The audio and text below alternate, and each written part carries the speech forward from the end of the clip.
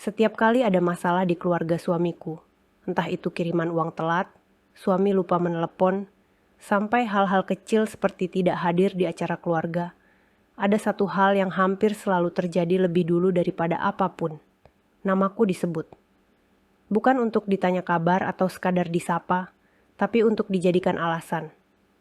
Seolah-olah, sejak aku masuk ke keluarga ini sebagai istri, semua yang berubah di hidup mereka adalah salahku.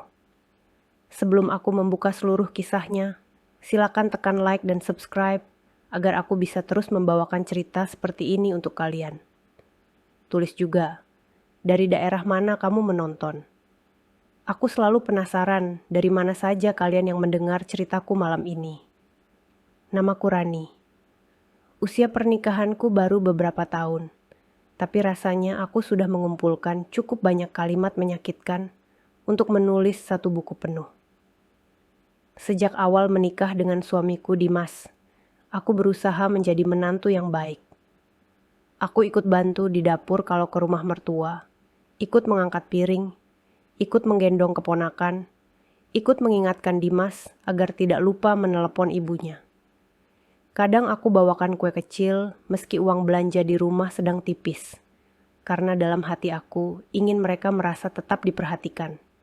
Tapi entah kenapa, dalam banyak hal, aku tetap menjadi orang pertama yang disalahkan ketika sesuatu tidak berjalan sesuai keinginan mereka.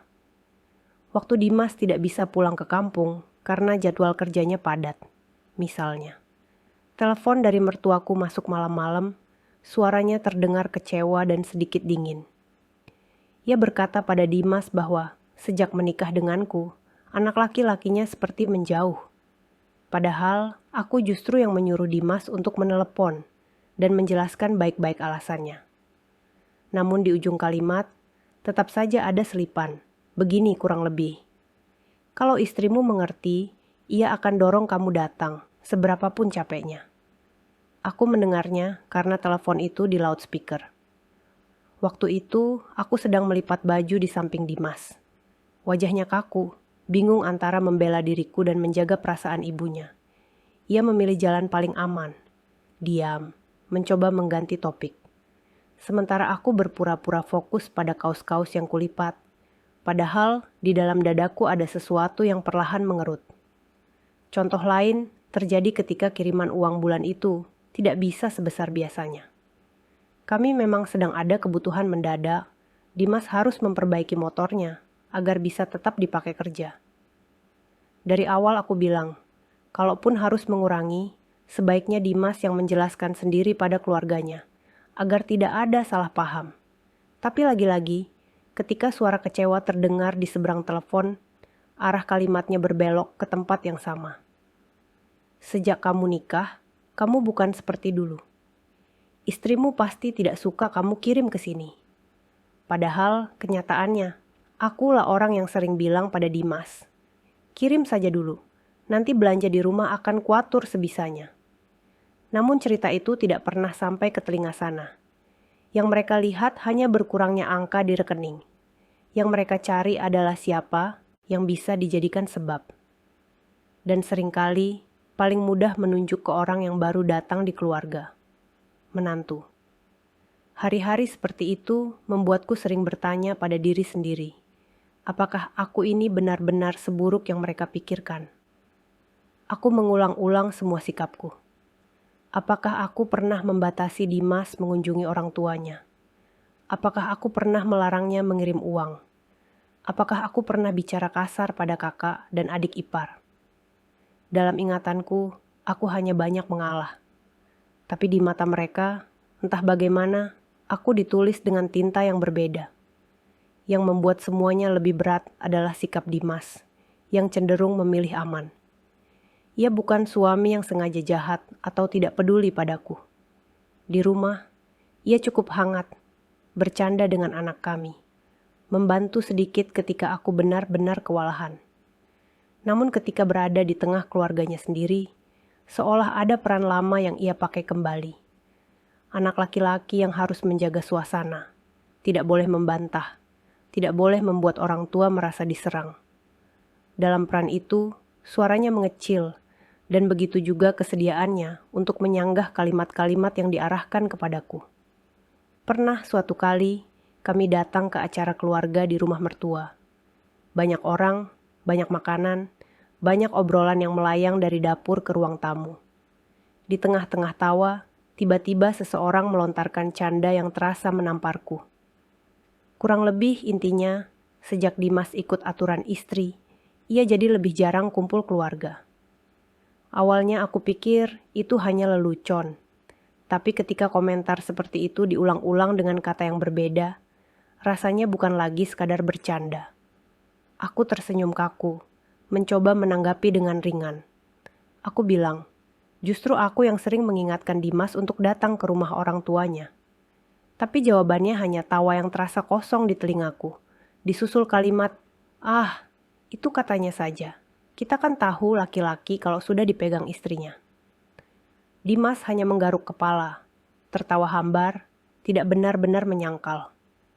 Di titik itu, aku merasa seperti berdiri sendirian di tengah ruangan penuh orang, memakai baju yang tidak pernah kupilih sendiri. Labelku sudah ditentukan sebelum aku sempat memperkenalkan diriku. Malam-malam setelah kejadian seperti itu, aku sering duduk di tepi kasur ketika rumah sudah sepi. Anak kami tidur di samping, napasnya pelan dan teratur. Di sisi lain, Dimas tertidur karena lelah, punggungnya menghadapku. Di antara dua orang yang paling dekat secara jarak, aku justru merasa paling jauh secara hati. Di ruang kecil itu, aku hanya punya satu tempat yang bisa kucari ketika semua pertanyaan menumpuk. Sajadah di sudut kamar. Di atas sajadah itulah aku sering menangis tanpa suara. Bukan hanya karena kalimat-kalimat yang menyakitkan, tapi juga karena kebingungan. Apakah aku harus terus diam demi disebut sabar? Atau apakah aku sebenarnya sedang mempersilahkan orang lain menginjak batas yang seharusnya kujaga? Dalam doaku, aku berkata pelan, "Ya Allah, Engkau yang paling tahu isi hatiku. Kalau aku selama ini salah, tunjukkan. Tapi kalau aku hanya terlalu takut untuk membela diriku, kuatkan." Sebagai perempuan yang tumbuh dengan banyak nasihat tentang menjadi istri dan menantu yang baik, aku terbiasa mendengar kalimat, "Jangan lawan mertua, jangan bikin suami serba salah, jangan bikin keluarga retak." Dalam nasihat-nasihat itu, jarang sekali ada pembicaraan tentang bagaimana menjaga diri agar tidak habis di tengah proses menyenangkan semua orang.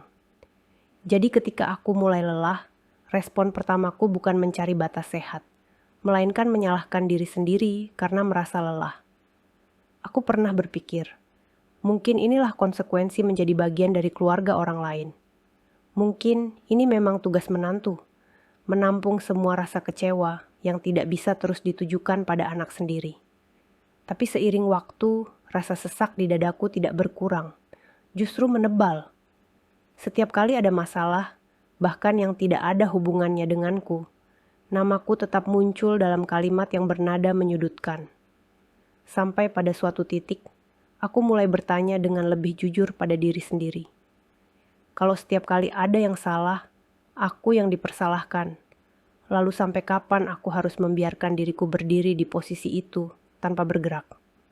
Apakah sungguh itu yang Allah maksud dengan sabar? Atau jangan-jangan, selama ini aku hanya bingung membedakan antara tetap baik dan terus dipijak. Ada satu masa di mana aku masih percaya bahwa semua ini hanya soal waktu. Bahwa kalau aku terus menunjukkan kebaikan, terus tersenyum, terus meminta maaf bahkan ketika bukan aku yang salah, suatu hari mereka akan melihat niatku dan berhenti menyalahkanku atas segalanya. Jadi aku menjalaninya dengan pola yang sama. Aku datang ketika diundang, membantu di dapur, mendengarkan cerita, dan ikut tertawa saat mereka bercanda, meski kadang candaannya menyinggungku. Contohnya, ketika lebaran pertama setelah kami punya anak. Kami pulang ke rumah mertua, membawa kue seadanya yang kubuat sendiri. Di dapur, aku sibuk mencuci piring dan gelas, sementara ibu mertua dan kakak iparku mengobrol tentang masa lalu Dimas ketika masih lajang. Dulu Dimas itu sering sekali pulang bawa makanan untuk ibu, kata ibu mertua. Sekarang, Sejak menikah, jarang. Paling kalau datang cuma bawa anak dan istri saja. Tambahnya sambil terkekeh. Kakak iparku menyahut, "Iya bu, namanya juga sudah punya rumah sendiri. Pasti istrinya lebih dulu dipikirkan." Kalimat itu diucapkan dengan nada bercanda, tapi ujung matanya melirik ke arahku. Aku tersenyum kaku, lalu menjawab, "Dimas tetap kok ingat ibu. Justru kalau mau kesini, aku yang ingatkan. Soal bawa makanan, maaf kalau belum banyak. Kami di rumah juga lagi belajar atur pengeluaran." "Ah, kamu ini, ibu cuma bercanda," balas ibu mertua. "Jangan baper, tapi memang sejak laki-laki punya istri, orang tua itu sering jadi nomor sekian." Aku mengangguk, pura-pura tertawa kecil. Di dalam hati, ada bagian diriku yang ingin berkata, "Bu, aku pun belajar menekan keinginanku sendiri supaya kami tetap bisa kirim untuk ibu." Tapi kalimat itu hanya sampai di tenggorokan, tidak pernah benar-benar keluar. Di hari lain, ketika sedang ada masalah di kampung, misalnya salah satu saudara ipar butuh bantuan uang mendadak, nama kami kembali muncul di grup keluarga. Pesan-pesan berdatangan, diawali dengan kalimat soal keadaan darurat, ditutup dengan nada menuntut. "Dimas kan sudah kerja, istrinya di rumah. Mestinya bisa dong bantu segini. Masa adikmu susah kamu diam?" Kalimat itu diketik oleh salah satu kakak ipar. Padahal kami bahkan belum diberi kesempatan menjelaskan kondisi kami. Di rumah, Dimas sedang pusing karena ada cicilan motor dan biaya sekolah anak yang menunggu. Tapi di sana, di layar ponsel, gambarnya sederhana. Kami dianggap punya kewajiban tanpa boleh terlihat keberatan. Ketika Dimas menjawab dengan hati-hati bahwa bulan ini kami hanya bisa membantu sebagian, responsnya lagi-lagi mengarah kepadaku. "Sejak ada istrimu, banyak hitung-hitungan." Begitu salah satu balasannya. Aku membaca percakapan itu dari samping, dada terasa sesak. Di situ tidak ada satupun kalimat yang langsung menanyakan pendapatku. Tetapi seolah-olah semua orang sepakat bahwa aku adalah faktor penghambat, batu yang menghalangi jalannya aliran uang dan perhatian dari Dimas untuk keluarganya. Di rumah, semua itu pelan-pelan menggerogoti rasa berhargaku. Ada malam-malam ketika Dimas sudah tertidur, aku duduk sendirian di ruang tamu, memandangi ponselku sendiri. Bukan untuk membalas pesan, tapi untuk menahan diri agar tidak melampiaskan sakit hatiku dengan kalimat-kalimat yang mungkin akan kusali nanti. Kalau aku cerita pada ibuku, jawaban yang kuterima pun sering melembutkan sekaligus membingungkanku. "Namanya juga masuk keluarga orang, nduk," kata ibuku suatu kali. "Tidak bisa kita berharap dipahami sepenuhnya. Yang penting, kamu jangan kurang ajar. Sabar saja, nanti Allah yang balas."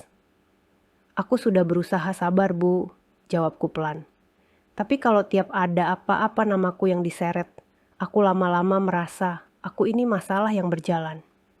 Selama kamu tidak benar-benar salah, anggap saja itu cobaan untuk menghapus dosa," ibuku menimpali. Aku tahu maksudnya baik, tapi di satu sisi aku juga mulai bertanya, apakah tidak ada cara lain untuk menghadapi situasi ini, selain diam dan menganggapnya sebagai bagian dari paket pernikahan. Di satu titik, tubuhku mulai memberi sinyal-sinyal yang tidak bisa lagi kupura-pura tidak lihat. Aku jadi lebih mudah sakit kepala, tidurku gelisah, sering terbangun di tengah malam dengan dada berdebar. Di siang hari, ketika sedang mencuci piring atau menyapu lantai, tiba-tiba saja air mata mengalir tanpa aku tahu kalimat mana yang diingat oleh otak dan memicu semua itu. Aku mulai kehilangan rasa percaya pada suaraku sendiri. Setiap kali ingin mengutarakan pendapat, ada suara di kepala yang berkata, "Percuma, kamu akan disalahkan lagi." Dan karena takut dengan hasilnya, aku memutuskan untuk tidak bicara sama sekali. Hubunganku dengan Dimas pun mulai terpengaruh. Bukan karena kami tidak saling sayang, tapi karena ada jarak yang sulit dijelaskan.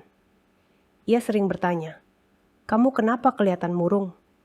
Dan yang keluar dari mulutku bukan jawaban jujur, melainkan, "Tidak apa-apa, hanya capek." Sebagian dari diriku takut kalau aku terlalu banyak bercerita tentang keluarganya. Nanti ia merasa aku tidak hormat. Sebagian lagi kesal karena ia tidak otomatis mengerti. Padahal ia hadir di banyak momen ketika kalimat menyakitkan itu dilempar. Dalam doa, aku sering berkata, "Ya Allah, kalau aku memang yang salah, lembutkan aku untuk memperbaiki diri. Tapi kalau aku sedang disalimi dengan kalimat dan prasangka, tolong bukakan jalan keluar yang tidak membuatku jadi keras. Aku tidak ingin jadi orang yang pahit, tapi aku juga tidak ingin selamanya jadi alas kaki." Apa yang membuatku bertahan saat itu adalah harapan bahwa suatu hari mereka akan lelah menyalahkanku dan menyadari bahwa aku juga manusia. Bahwa mungkin suatu saat mereka akan mengajakku bicara untuk benar-benar mengenalku, bukan hanya menebak dari jauh. Tapi harapan itu pelan-pelan mengikis ketika pola yang sama terus terulang tanpa jeda. Ada rasa jengah yang mengendap. Ada keinginan kecil di sudut hati yang mulai berbisik, "Sampai kapan kamu diam?" Perlahan, aku mulai memperhatikan sesuatu yang dulu kuabaikan. Cara tubuhku tegang setiap kali ada notifikasi dari grup keluarga. Cara jari-jariku gemetar saat mengambil ponsel ketika melihat nama mertua muncul di layar. Cara nafasku menahan setiap kali kami bersiap berkunjung ke rumah mereka. Seolah-olah sebelum kaki melangkah, hatiku sudah bersiap menjadi tameng di medan yang tidak kukenal ujungnya. Di tengah semua itu, aku tetap mencoba menjaga adab.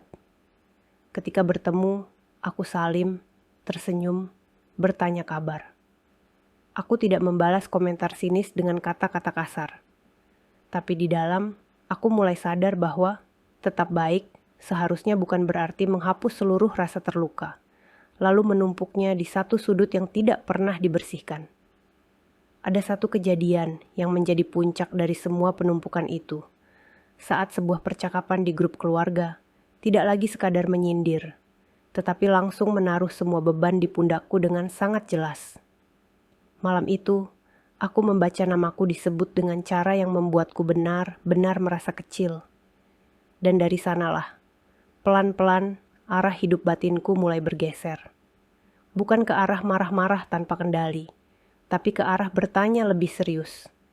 Apa sebenarnya yang Allah mau dariku dalam situasi seperti ini? Tetap diam tanpa batas, atau belajar berjalan sambil menjaga diri. Malam itu, rumah sudah sepi ketika ponselku berbunyi pelan di meja. Dimas baru saja tertidur setelah hari yang panjang. Anak kami sudah masuk ke alam mimpi sejak beberapa jam lalu. Aku sendirian di ruang tamu, hanya ditemani suara kipas angin dan lampu yang remang. Notifikasi dari grup keluarga suami menyala, dan entah kenapa hatiku langsung mengecil bahkan sebelum membaca isinya. Awalnya, pesan-pesan itu terlihat seperti obrolan biasa. Kakak ipar mengirim foto orang tua di kampung, lalu ada pembahasan tentang rencana acara keluarga di akhir pekan. Tapi perlahan, arah percakapan berubah ketika salah satu dari mereka mengeluh soal Dimas yang jarang pulang dan kiriman yang tidak sebesar dulu. Kalimat-kalimat yang muncul setelahnya seperti batu yang dilempar pelan-pelan ke arah yang sama. Dulu sebelum nikah, Dimas itu kalau diminta apa saja selalu cepat, tulis salah satu kakak ipar. Sekarang, semua harus dipertimbangkan. Katanya di rumah juga banyak kebutuhan. Ya kita paham, tapi rasanya beda saja. Iya, sambung yang lain. Sejak ada istrinya, semua serba pakai alasan. Kita kan keluarga juga, bukan orang lain. Aku masih bisa menarik napas sejauh ini, mencoba menenangkan diri dengan berkata bahwa mungkin mereka hanya mengeluarkan unek-unek. Tapi kemudian, sebuah pesan muncul, dan kali ini bukan lagi berbentuk sindiran halus. Namaku ditulis jelas di sana. Menurutku, Rani itu terlalu banyak pertimbangan. Dimas dulu tidak pernah serumit itu. Kalau istri tidak pegang kuat, laki-laki gampang kok terbawa. Coba kalau dia sedikit lebih lunak, keluarga tidak akan terasa seperti pilihan nomor 2. Pesan itu diikuti emotikon. Lalu ada yang membalas dengan tawa dan komentar. Ya, namanya juga istri zaman sekarang. Semua mau diatur berdua. Kita orang tua tidak boleh banyak bicara. Nanti dibilang ikut campur. Aku menatap layar ponsel cukup lama. Rasanya seperti ada sesuatu yang ditarik pelan dari dadaku, menyisakan ruang kosong yang dingin. Di titik itu, aku tidak lagi hanya merasa disindir. Aku merasa sedang diadili tanpa diberi kesempatan hadir di ruang sidang. Mereka berbicara seolah tahu isi kepalaku, seolah mengerti semua keputusan yang kuambil bersama Dimas. Padahal, banyak dari keputusan itu justru kulakukan demi menjaga hubungan mereka tetap baik. Tanganku bergetar ketika menaruh kembali ponsel di meja. Aku menahan diri untuk tidak langsung keluar dari grup, tidak menulis pesan panjang yang mungkin akan kusesali. Aku hanya duduk, memeluk kedua lutut, dan membiarkan air mata akhirnya jatuh tanpa bisa lagi kutahan. Aku tidak tahu berapa lama aku menangis malam itu. Yang jelas, pada satu titik, aku merasa tidak hanya sedih, tapi juga lelah pada diriku sendiri, karena terlalu lama membiarkan semua ini menumpuk. Ada suara kecil di kepalaku yang berkata, "Kamu sendiri yang mengizinkan. Kamu diam, kamu selalu minta maaf meski bukan salahmu. Jadi wajar kalau mereka merasa sah menarik namamu setiap kali butuh kambing hitam." Di sisi lain, ada suara lain yang tidak kalah keras. Kalau kamu melawan, bukankah kamu akan terlihat seperti menantu yang tidak tahu diri?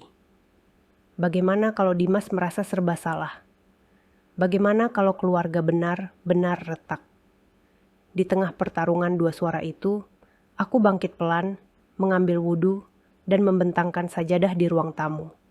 Lampu kupadamkan sebagian, menyisakan hanya cahaya dari sudut ruangan. Dalam sujud, untuk pertama kalinya sejak lama, aku tidak lagi berdoa dengan kalimat, "Ya Allah, sabarkan aku menak saja." Malam itu, kalimatku berbeda. "Ya Allah," bisikku, "kalau selama ini aku salah karena terlalu banyak diam, ampunilah aku. Kalau aku memang perlu belajar menjaga diriku, tuntun aku agar tidak melakukannya dengan cara yang Engkau benci. Aku tidak ingin membalas dengan kebencian, tapi aku juga tidak kuat lagi menjadi sasaran tanpa ujung."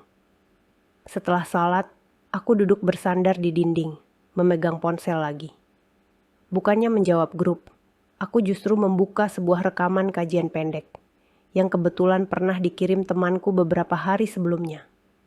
Judulnya tentang perbedaan antara sabar dan membiarkan diri dizalimi.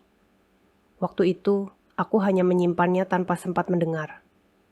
Malam itu, rasanya seperti Allah sengaja mengingatkanku untuk menekan tombol play. Dalam rekaman itu, seorang ustazah berkata dengan suara lembut bahwa sabar bukan berarti diam di semua keadaan.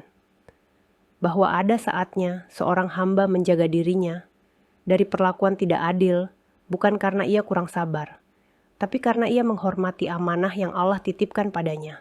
Harga diri, akal, dan hati.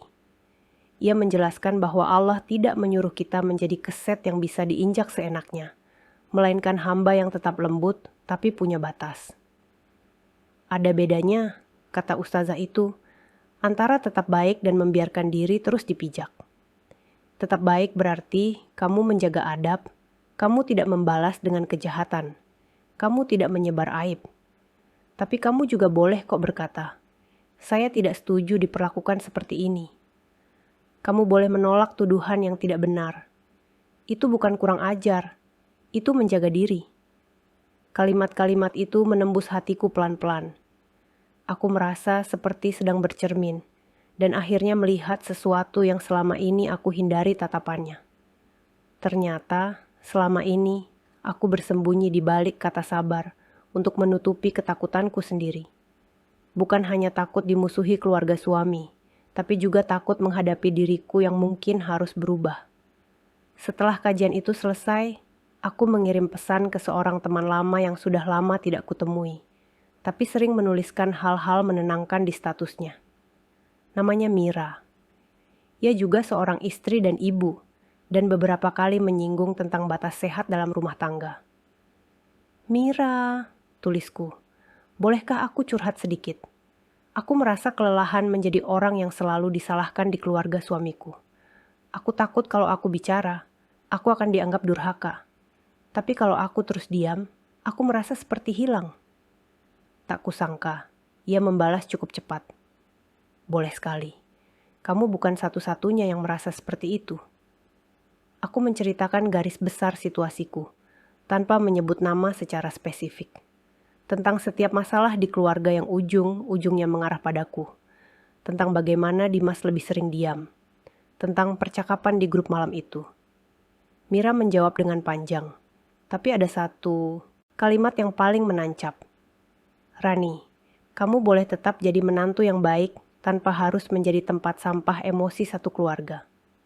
Menolak disalahkan bukan berarti kamu berhenti berbuat baik.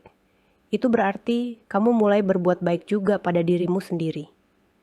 Ia melanjutkan, pelan-pelan saja. Kamu tidak perlu langsung membalas semua atau memutus hubungan.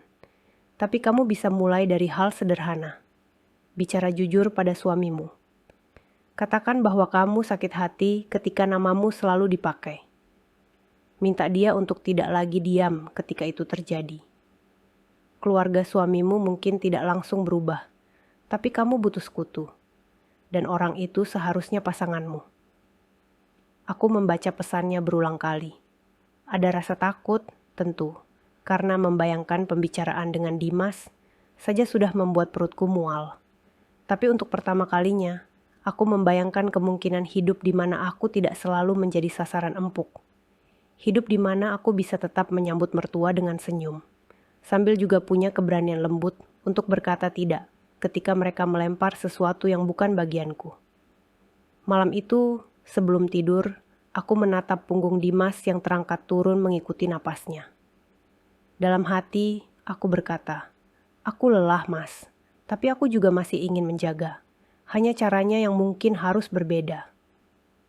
Pelan-pelan, sebuah tekad kecil tumbuh di dalam diriku. Bukan tekad untuk melawan dengan teriakan.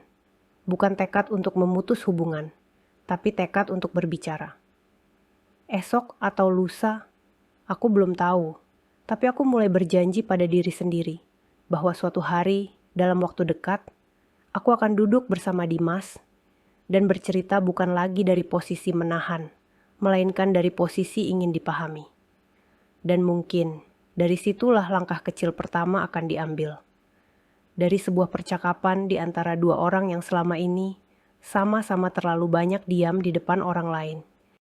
Keesokan harinya, setelah anak kami berangkat sekolah dan rumah sedikit lebih tenang, aku memberanikan diri mendekati Dimas yang sedang duduk di meja makan dengan secangkir kopi. Biasanya, pagi-pagi seperti ini, kami hanya bertukar kalimat sederhana tentang jadwal hari itu. Tapi kali ini, aku tahu percakapan kami akan berbeda. Mas, panggilku pelan, sambil duduk di kursi seberangnya. Boleh tidak hari ini kita ngobrol sedikit? Bukan soal belanja atau tagihan, soal aku. Dimas menatapku, mungkin kaget dengan cara aku memulai. Biasanya aku akan bertanya, uang belanja cukup atau tidak, atau mengingatkan hal-hal praktis. Ada apa? Tanyanya. Kamu kelihatan tidak enak badan sejak tadi malam. Aku menarik napas dalam. Mas, tadi malam aku baca percakapan di grup keluarga. Yang tentang kiriman. Tentang kamu jarang pulang, tentang aku. Wajah Dimas mengeras seketika. Ia mengusap tengkuknya, lalu berkata, makanya aku tidak mau kamu terlalu sering baca grup. Itu cuma bikin pusing. Kamu ambil hati. Aku tidak bisa, pura-pura tidak tahu mas, sahutku pelan. Namaku disebut di sana. Bukan satu kali. Bukan hanya sindiran. Mereka bilang aku terlalu banyak pertimbangan. Aku yang membuatmu berubah. Aku yang membuat keluarga merasa nomor 2. Padahal banyak keputusan yang mereka komplain itu kita ambil bersama. Dimas terdiam. Ia menunduk, memainkan sendok di pinggir cangkir. Mereka cuma tidak mengerti, Ran. Dari dulu memang begitu. Mereka kalau ngomong suka lepas. Itu dia, jawabku, menahan air mata yang mulai mengumpul. Dari dulu begitu. Lalu kita diam. Dari dulu begitu, lalu aku terus dijadikan alasan. Aku kuatkan diri mas.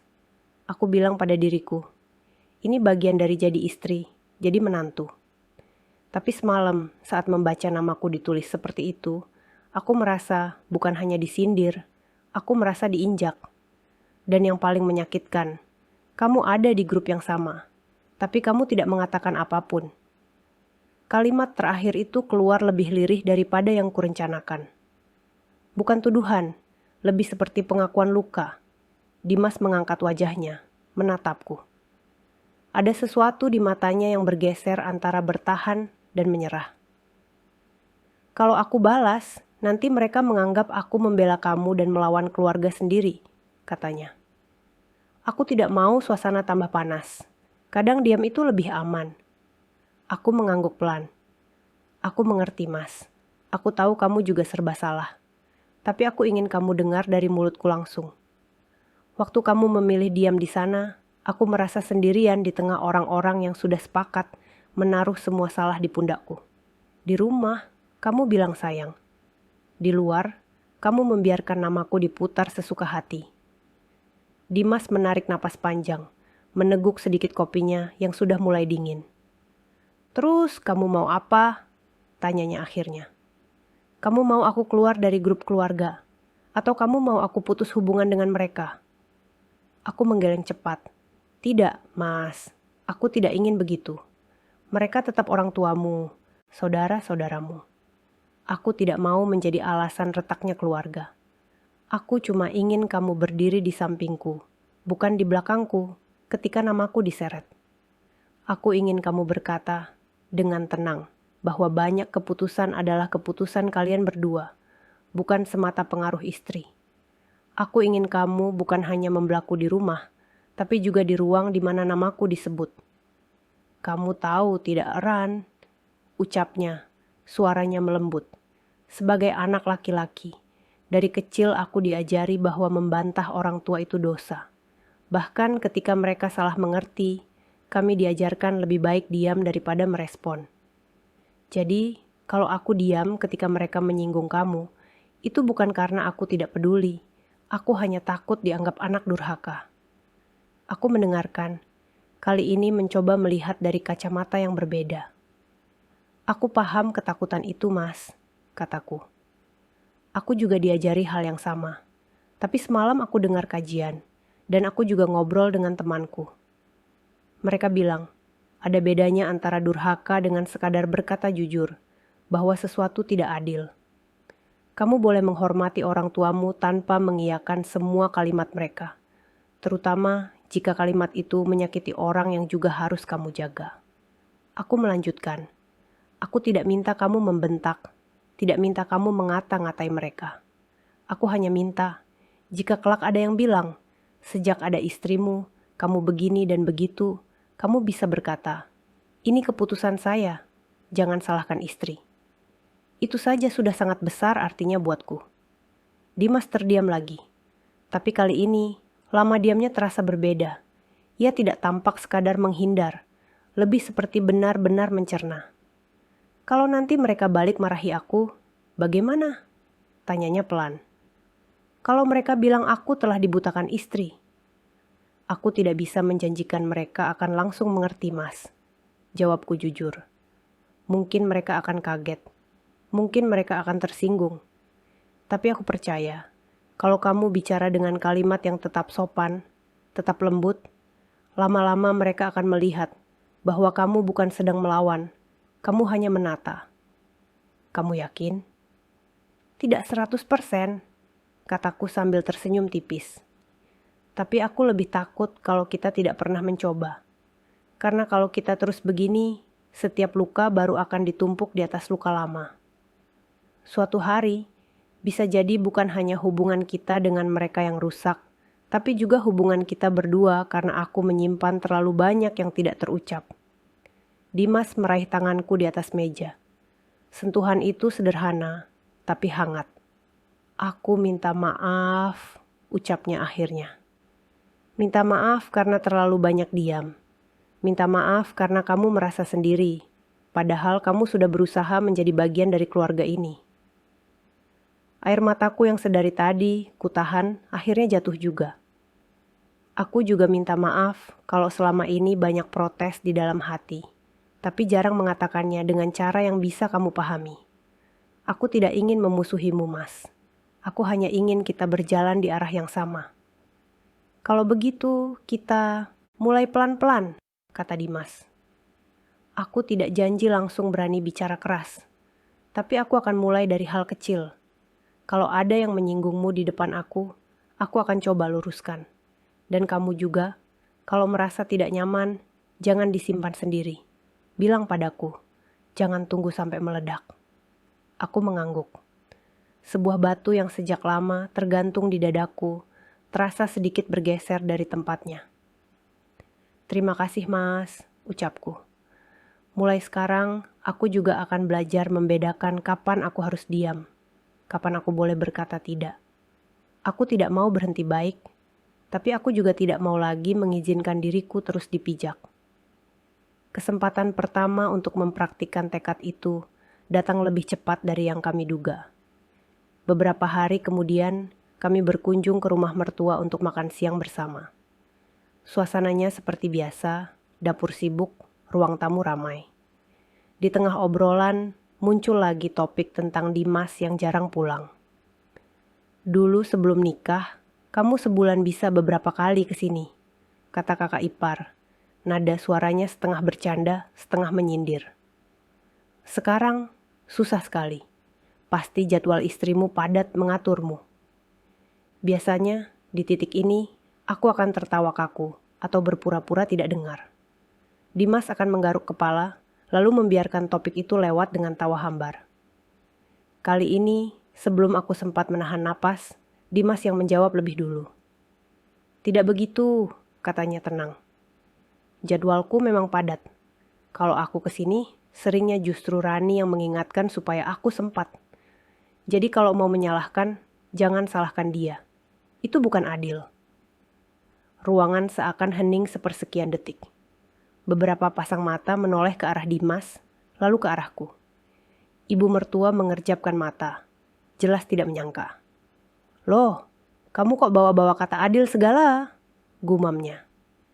Ibu kan cuma bercanda. Dimas mengangguk sopan. Iya, Bu. Tapi bercanda yang diulang terus bisa jadi keyakinan. Aku tidak mau kalian benar-benar mengira Rani yang menjauhkan aku. Yang mengatur waktuku tetap aku sendiri. Jantungku berdegup kencang. Tapi kali ini bukan karena takut. Ada rasa haru yang naik ke tenggorokan. Aku menatap Dimas sekilas. Ia tidak menoleh. Tapi tangannya yang tadi berada di pahaku menggenggam sedikit lebih erat. Seolah mengatakan, aku ada. Tidak semua orang di ruangan itu menanggapi dengan manis. Ada kakak ipar yang melengos sambil berkata pelan. Ya sudah, kalau kamu merasa begitu. Namun tidak ada lagi tawa yang menjadikan namaku sebagai bahan. Obrolan bergeser ke topik lain dan makan siang berlanjut dengan riuh seadanya. Di dapur, ketika aku membantu mencuci piring, ibu mertua mendekat pelan. Kamu mengadu apa ke Dimas Rani? Tanyanya tanpa menatap langsung. Aku menelan ludah, lalu menjawab dengan suara yang sengaja kutahan tetap lembut. Aku tidak mengadu, Bu. Aku hanya bercerita bahwa aku sedih ketika namaku sering disebut sebagai alasan. Aku menghormati ibu, tapi aku juga punya perasaan. Aku ingin tetap bisa datang ke rumah ini tanpa merasa takut jadi bahan omongan. Ibu mertua terdiam sesaat. Kamu terlalu sensitif, komentarnya. Kami dari dulu bercanda seperti itu. Mungkin memang aku sensitif, Bu, aku mengakui. Tapi aku juga manusia. Aku berusaha tetap baik, tetap bantu di sini, tetap mengingatkan Dimas untuk pulang. Kalau ada yang kurang, aku siap belajar. Tapi aku mohon, jangan selalu menaruh semua salah di pundakku. Ia tidak langsung menjawab. Hanya ada helaan napas yang cukup panjang. Ya sudah, ibu tidak janji akan berubah banyak. Ibu sudah tua, katanya akhirnya. Tapi kalau kamu sudah bicara begitu, ibu akan coba jaga kata-kata. Jawaban itu jauh dari permintaan maaf. Namun bagiku, itu sudah seperti retakan kecil di dinding tebal yang selama ini mengelilingi hubungan kami. Sebuah celah yang cukup untuk cahaya tipis masuk dan mengurangi gelap. Di perjalanan pulang, Dimas menggenggam tanganku di motor. "Tadi kamu berani juga jawab ibu," katanya, "tapi tetap sopan." Aku gemetar sebenarnya, jawabku jujur. Tapi aku ingat, aku tidak ingin berhenti jadi baik. Aku hanya tidak ingin lagi telanjang tanpa pelindung ketika orang lain melempar kata. Dimas tertawa kecil. "Pelan-pelan, Bu," katanya, bercanda menirukan gaya orang memberi nasihat. Aku tersenyum, untuk pertama kalinya setelah sekian lama, senyum yang tidak bercampur rasa bersalah. "Iya, Mas, kita pelan-pelan saja." Beberapa bulan setelah kejadian di rumah mertua itu, aku mulai menyadari bahwa yang berubah bukan hanya sikap keluarga suami, tetapi juga caraku memandang diriku sendiri. Hidup kami tidak tiba-tiba menjadi tenang tanpa masalah. Masih ada kalimat-kalimat yang kadang terasa menyinggung. Masih ada momen ketika aku pulang dengan dada sedikit sesak. Tapi ada satu perbedaan penting. Aku tidak lagi merasa sepenuhnya sendirian menanggung semuanya. Dimas mulai menepati janjinya, meski dengan langkah yang pelan. Sesekali, ketika di grup keluarga ada komentar yang lagi-lagi mengarah padaku, ia tidak lagi memilih diam 100%. Mungkin ia tidak langsung menegur dengan kalimat besar, tapi ia menemukan cara untuk meluruskan tanpa menyalakan api. Pernah satu malam, salah satu kakak ipar menulis, "Sejak Dimas ikut cara istrinya, susah sekali diajak kumpul mendadak. Semua serba dijadwalkan." Sebelum aku sempat merasa darahku naik, Dimas membalas, "Sejak aku bekerja dan punya anak, aku memang harus menjadwalkan banyak hal. Itu bukan salah istriku. Kalau mau protes, protes ke aku saja." Pesan itu diakhiri dengan emotikon tersenyum, tapi maknanya tidak lagi selembut wajah gambar kecil itu. Ia memilih berdiri di antara dua sisi, bukan untuk memisahkan, melainkan untuk memberi batas. Di rumah, setelahnya, ia menoleh ke arahku dan berkata, "Tidak selalu akan mulus, tapi setidaknya sekarang mereka tahu. Aku tidak akan ikut menunjuk kamu ketika mereka mencari yang bisa disalahkan." Reaksi keluarganya beragam. Ada yang membalas dengan bercanda, ada yang memilih diam, ada juga yang melengos. Namun pelan-pelan, intensitas menyalahkanku dengan gamblang mulai berkurang. Mungkin karena mereka lelah, tidak mendapat respon yang sama seperti dulu. Mungkin juga karena di dalam hati mereka ada sebagian kecil yang mulai bertanya, apakah selama ini mereka terlalu mudah menarik kesimpulan? Yang jelas, di dalam diriku sendiri, sesuatu mulai pulih. Malam-malamku di sajadah tidak lagi selalu berisi air mata yang menyalahkan diri. Doaku mulai berubah pelan-pelan. "Ya Allah," kataku suatu malam, "terima kasih sudah mempertemukanku dengan rasa lelah yang membuatku mau belajar. Kalau dulu aku tidak lelah, mungkin aku tidak akan pernah belajar membedakan antara sabar dan menerima perlakuan tidak adil. Terima kasih karena Engkau tidak membiarkanku sendirian. Engkau kirimkan nasihat lewat kajian, lewat teman, lewat keberanian kecil di dalam hati." Di rumah, hubungan kami bertiga pun ikut berubah warna. Anak kami yang dulu sering melihatku mudah sekali menunduk ketika mendapat komentar dari keluarga besar, kini mulai menyaksikan versi lain dari ibunya. Bukan ibu yang suka marah-marah, tetapi ibu yang bisa berkata, "Ibu kurang suka kalau ibu diperlakukan begitu," dengan suara tegas namun tidak tinggi. Suatu hari, ketika aku dan anakku sedang duduk di ruang tamu, ia bertanya polos, "Bu, kenapa dulu ibu sering terlihat sedih kalau habis pulang dari rumah nenek? Sekarang, ibu masih sedih tidak?"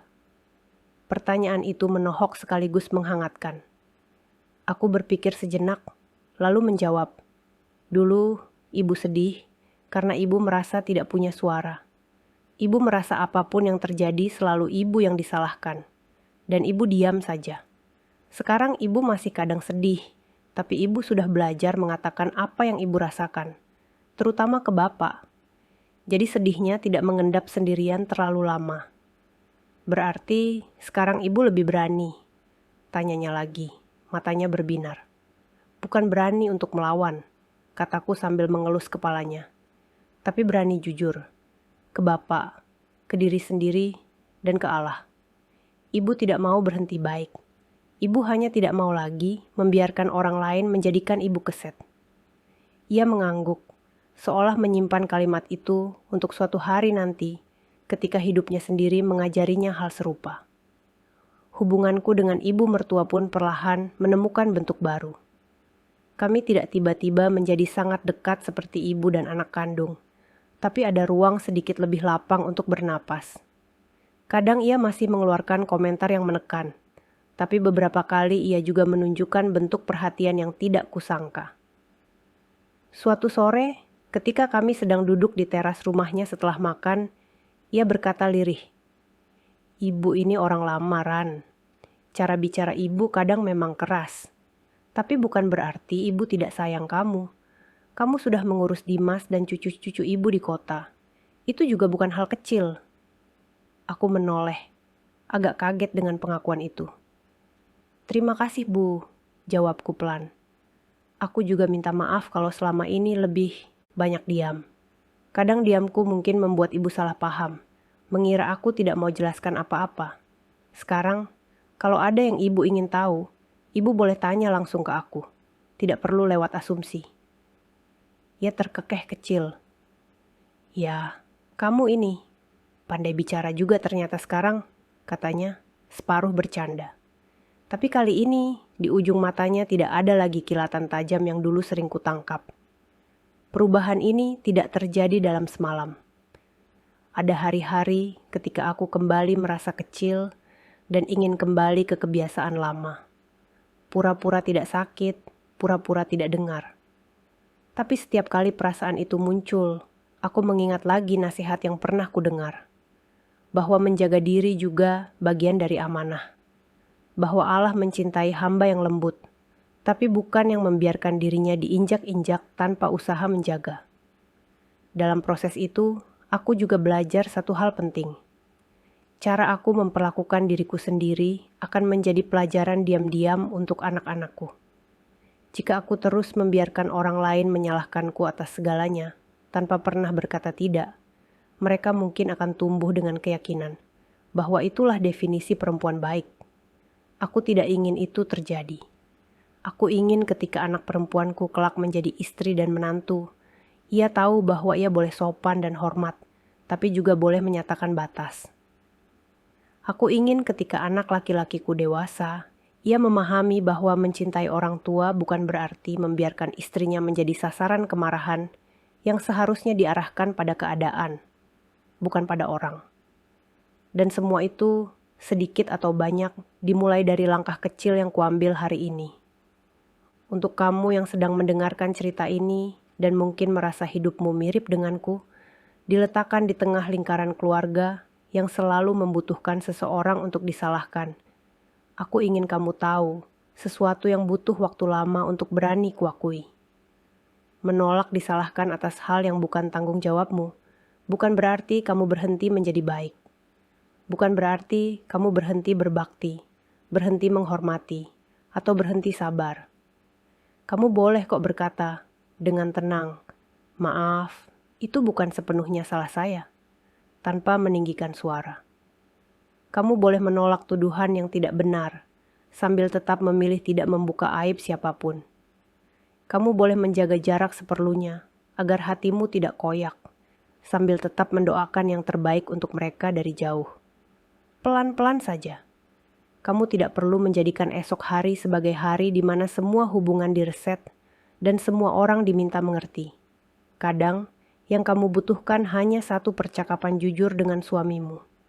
Kadang, kamu hanya perlu berkata pada diri sendiri, "Aku juga berharga, aku juga berhak dijaga." Jika selama ini kamu berpikir bahwa satu-satunya cara menjadi istri dan menantu yang baik adalah dengan menerima semua tuduhan dan beban tanpa pernah bersuara, aku berharap kisah ini bisa menjadi celah kecil untuk melihat kemungkinan lain. Kamu bisa tetap lembut, tetap mendoakan mereka yang menyakitimu, tetap hadir ketika diperlukan, tetapi kamu juga berhak melindungi hatimu dari diinjak berkali-kali. Pada akhirnya, bagi seorang hamba, yang terpenting adalah bagaimana Allah memandang kita, bukan bagaimana manusia menilai.